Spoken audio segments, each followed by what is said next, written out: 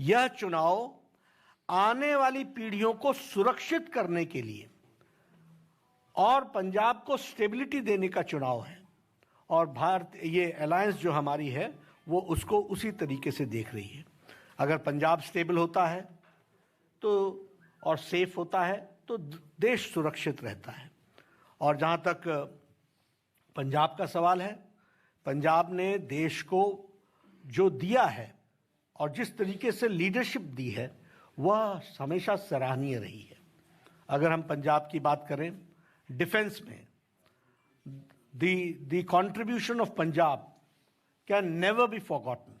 कभी हम भूल नहीं सकते हैं देश की सुरक्षा में जिस तरीके से पंजाब के लोगों ने अपने आप को बलिदान दिया है डिफेंस के दृष्टि से, उसी तरीके से फूड सिक्योरिटी के दृष्टि से भी देखा जाए तो पंजाब ने जो लीडरशिप दी है उसको भी देश याद रखता है। और उस फूड सिक्योरिटी ने देश को बहुत बड़ी ताकत दी है। पंजाब ने हमेशा हमारे आशाओं को पूरा किया है। It has always fulfilled the expectations of the people of the country. इसलिए Punjab has been a leader in its own way और उन्होंने हम लोगों को दिया, हम लोगों को देश को एक दृष्टि से दृष्टि भी दी, दिशा भी दी है और ताकत भी प्रदान की है। इसको हमको ध्यान में रखना चाहिए। अगर हम सैक्रिफाइस की बात करें तो हम कभी भी गुरु गोविंद सिंह जी के बलिदान को नहीं भूल सकते, उनका हम योगदान को हम नहीं भूल सकते हैं।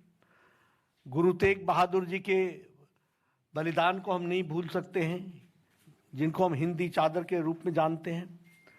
उसी तरीके से अगर हम देखें तो जो शौर्य और बलिदान पंजाब का रहा है उसको सदा सदा भारत का इतिहास याद रखेगा। इसलिए वैलर और sacrifice of Punjab is always kept in high esteem and उसको हम पूरी इज्जत और पूरे याद करते हुए उसको हमेशा जो उन्होंने शहादत दी है, जो उन्होंने बलिदान दिया है, जो उन्होंने शौर्य दिखाया है, उसको देश हमेशा नमन करता है और याद करता है। पंजाब ने हम लोगों को सांस्कृतिक दृष्टि से भी नेतृत्व दिया है। पंजाब ने हम लोगों को राजनीतिक दृष्टि से भी नेतृत्व दिया है और पंजाब ने आर्थिक दृष्टि से भी हमको नेतृत्व दिया है। सेंटर स्टेज पर अगर देखा जाए तो आज़ादी की लड़ाई में लाला लाजपत राय का योगदान हो, फिर चाहे शहीद भगत सिंह का योगदान हो, कभी भी देश नहीं भूल सकता है और देश हमेशा याद रखेगा उस बलिदान को। इसको भी हमको ध्यान में रखना चाहिए।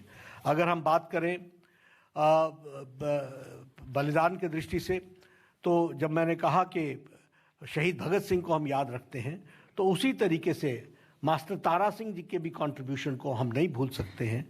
पंजाब को बहुत कुछ दिया है, पंजाब ने देश को बहुत कुछ दिया है, ये हमको ध्यान में रखना चाहिए।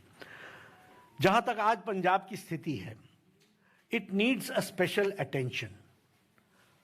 आज एक विशेष ध्यान देने की आवश्यकता है।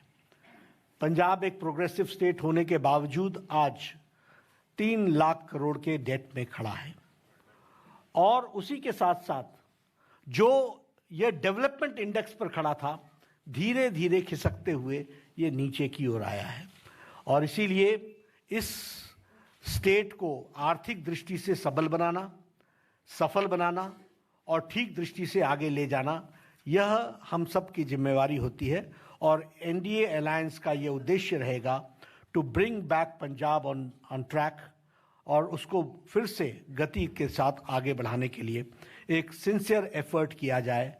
और इसके लिए सेंटर स्टेट रिलेशनशिप स्टेबिलिटी के लिए भी और सेफ्टी के लिए और सिक्योरिटी के लिए यह भी बहुत आवश्यक है। इसको हमको ध्यान में रखना चाहिए। प्रधानमंत्री नरेंद्र मोदी जी का पंजाब के प्रति एक विशेष लगाव, एक विशेष प्यार, एक विशेष प्रेम, a type of bonding with Punjab prime minister Modi ji का है, ये हम सब लोग जानते हैं। और फिर मैं ये कहने के लिए नहीं कह रहा हूँ, अभी आपने देखा होगा 26 तारीख को 26 दिसंबर को वीर बाल दिवस के रूप में मनाना और हमारे गुरु गोविंद सिंह जी के शहजादे बाबा जोरावर सिंह, शहजादे बाबा फतेह सिंह, उनकी शहादत को याद करते हुए 26 दिसंबर को वीर बाल दिवस के रूप में मनाना यह बताता है कि पंजाब ने जो सैक्रिफाइस किया है उसको प्रधानमंत्री जी किस तरीके से देश के साथ, बाल दिवस के साथ उसको जोड़ करके देखते हैं, वो हम सबके ध्यान में आता है।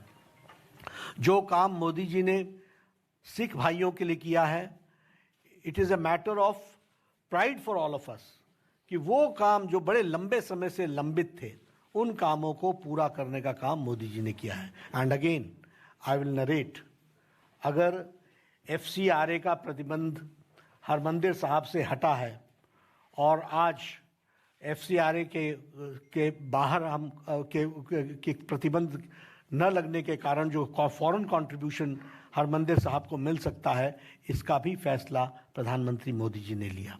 उसी तरीके से लंगर पर GST टैक्स हटाना, यह एक बहुत बड़ा फैसला है और इस GST टैक्स के IGST टैक्स, GST टैक्स, इसको हटाने का काम भी किया है।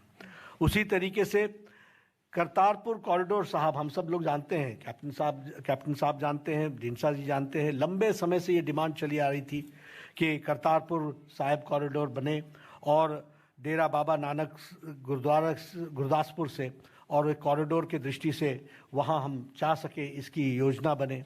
120 करोड़ रुपीस खर्च करके इस काम को भी किया गया। उसी तरीके से सुल्तानपुर लोधी रेलवे स्टेशन को मॉडर्नाइज किया गया, स्पेशल ट्रेन्स चलाई गईं।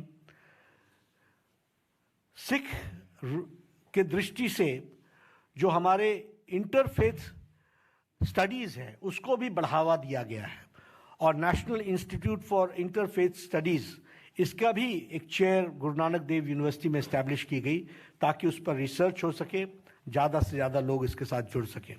उसी तरीके से ये जो हमारा प्रकाश पर्व था, गुरु गोविंद सिंह जी का 350वां प्रकाश पर्व, वह भी बड़े धूमधाम से प्रधानमंत्री मोदी जी के नेतृत्व में मनाया गया और जामनगर में 750 बेडेड हॉस्पिटल भी देश को डेडिकेट हुआ है, यह भी हम जानते हैं। उसी तरीके से फिर चाहे वो जलियांवाला बाग का जीर्णोद्धार का विषय हो और उसको मॉडर्नाइज करके उसमें लाइट एंड साउंड प्रोग्राम को करने की बात हो, वहाँ से लेकर के ये जो हमारे सिख भाइयों को लंबे समय तक ब्लैकलिस्ट किया हुआ था, उनको ब्लैकलिस्ट से भी उसको ब्लैकलिस्ट से हटाना, यह काम भी एक लंबे समय से ये डिमांड चली आ रही थी, इसको भी पूरा किया है। तो प्रधानमंत्री मोदी जी ने इसको पूरा किया है। This we should all remember. उसी तरीके से हम दिल्ली में बैठे हैं, यहाँ बहुत लोग जानते हैं 1984 का रायट सिख के ऊपर जो जिस तरीके से अटैक हुआ था और मैसेकर हुआ था, उस पर भी 1984 में इतने लंबे समय से जो न्याय के मिलना चाहिए था वो न्याय नहीं मिल पा रहा था।